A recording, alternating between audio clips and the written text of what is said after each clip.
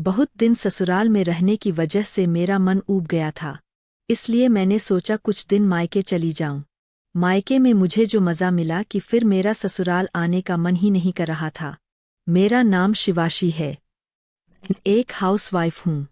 मेरी उम्र 31 साल है। मेरी शादी को 3 साल हो गए हैं। मैं अपने हस्बैंड के साथ शहर में रहती हूँ। मेरे हस्बैंड एक कंपनी में जॉब करते हैं। मैं बहुत सुंदर और गोरी हूँ। मैं हमेशा सज-धज कर रहना पसंद करती हूँ। मेरे हस्बैंड मुझे बहुत मानते हैं। मैं जब सब्जी या किराने का सामान लेने के लिए बाहर निकलती हूँ तो मेरी खूबसूरती को देखने के लिए लोगों की लाइन लग जाती है। हस्बैंड के प्राइवेट जॉब होने के कारण वह सुबह ही निकल जाते हैं और शाम को आते हैं। जब वह वापस आते हैं तो ज़्यादातर थके रहते हैं और खाना खाकर सो जाते हैं। कभी कभार जब वह मुझे टाइम देते हैं तो भी मुझे कोई मज़ा नहीं आता। थोड़ी देर में ही वह थक के फिर सो जाते हैं। कभी कभी तो मुझे बहुत गुस्सा आती है कि मैं इनका पूरे दिन इंतज़ार करती हूँ और यह है कि उनको कोई एहसास ही नहीं है कि मेरी भी कुछ ज़रूरतें हैं। उनके सोने के बाद मैं जलती रहती हूँ और सोचती हूँ कि भगवान ने मेरी क्या ही किस्मत बना दी है। शुरू में तो मैं बहुत परेशान होती थी, लेकिन धीरे धीरे अब किस्मत का लिखा मानकर मैंने खुद को समझा लिया है। एक दिन मेरे मायके से मेरी माँ ने फ़ोन किया और बोला कि गर्मी की छुट्टियां आने वाली है। तुम्हें आए 2 साल हो गए हैं। अब कुछ दिन के लिए मायके चली आओ। फिर शाम को जब हस्बैंड वापस आए तो मैंने उन्हें बताया कि मेरे मायके से फ़ोन आया था और माँ मुझे कुछ दिन के लिए मायके बुला रही है। मेरी बात सुनकर वह बोले, ठीक है, मैं तुम्हारा टिकट करवा देता हूँ, तुम कल चली जाओ। मैं बोली ठीक है। फिर अगले दिन मैं ट्रेन से अपने मायके चली गई। वहाँ मुझे देखकर सब लोग बहुत खुश हुए। मैं लगभग 3 साल बाद मायके आई थी। मेरे मायके में खेती बाड़ी का काम होता है और खेतों का काम निपटाने के लिए नौकर चाकर भी लगे हुए हैं। मुझे मायके आकर बहुत रिलैक्स महसूस हुआ, क्योंकि यहाँ कोई जिम्मेदारी नहीं थी। एक दिन ऐसा हुआ कि मेरे पिताजी को किसी काम से एक रिश्तेदार के यहाँ जाना था। वह सुबह ही निकल गए। दोपहर को मेरी माँ ने मुझसे कहा कि एक नौकर जिसका नाम मोनू है, वो खेत पर काम कर रहा है और दोपहर हो गई है। उसका खाना पहुँचाने वाला कोई नहीं है। तुम अगर जा सकती हो तो चली जाओ और उसका खाना दे आओ। मैं बोली ठीक है। कई साल हो गए, इसी बहाने खेत भी दे आऊंगी। उसके बाद उसका खाना लेकर खेतों की तरफ निकल पड़ी। गर्मियों के दिन थे तो दूर दूर तक कोई दिखाई नहीं पड़ रहा था और बहुत तेज धूप हो रही थी।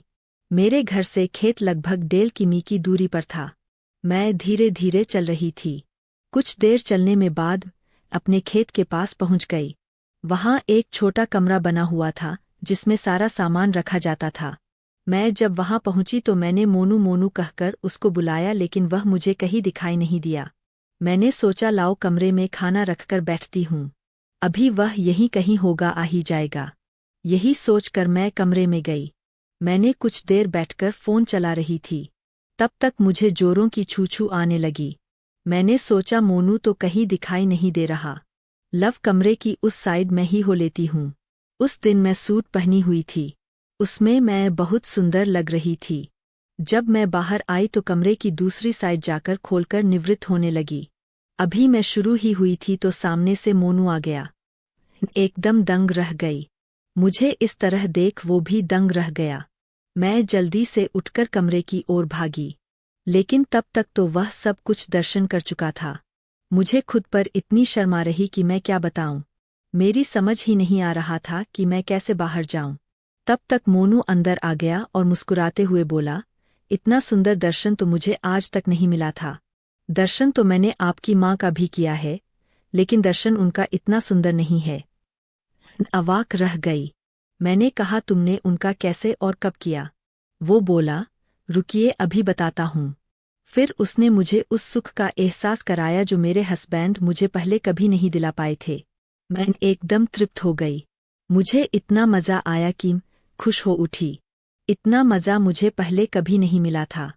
फिर मैंने उससे माँ के बारे में पूछा, तो वह बोला उनका दर्शन तो मैंने घर में ही एक बार नहीं कई बार किया है। मैं अक थी। मैं बोली, तुम झूठ बोल रहे हो। तो वह बोला, मैंने सिर्फ दर्शन ही नहीं किया, मैंने तो उनको आनंद और सुख भी दिया है।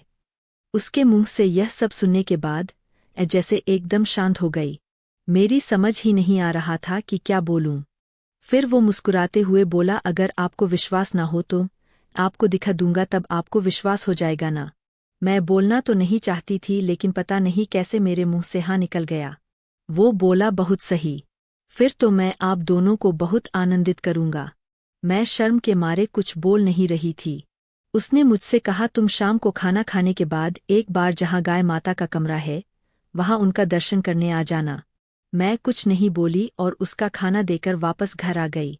शाम को जब मैं खाना खा ली तो वही 9 बजे के आसपास मुझे माँ कहीं नहीं दिखी। तो मुझे मोनू की बात याद आई और मैं गाँव माता के कमरे की तरफ बाहर की ओर गई। वहां बाहर गाँव माता चारा खा रही थी और अंदर की साइड एक कमरा था। वहां अंधेरा था, लेकिन जैसे किसी मोबाइल की लाइट वहां जल रही थी। मैंने अंदर झांका तो मुझे जो दिखा उसे देख मैं दंग रह गई। अंदर मुझे वही सब दिखा जो मुझे मोनू ने बताया था। माँ मुझे इतनी आनंदित दिखाई दे रही थी कि मैं क्या बताऊं। मैं चुपचाप कमरे में आ गई। फिर आगे क्या हुआ यह मैं बाद में बताऊंगी। अगर कहानी पसंद आई हो तो चैनल को सब्सक्राइब और एक लाइक जरूर कर देना।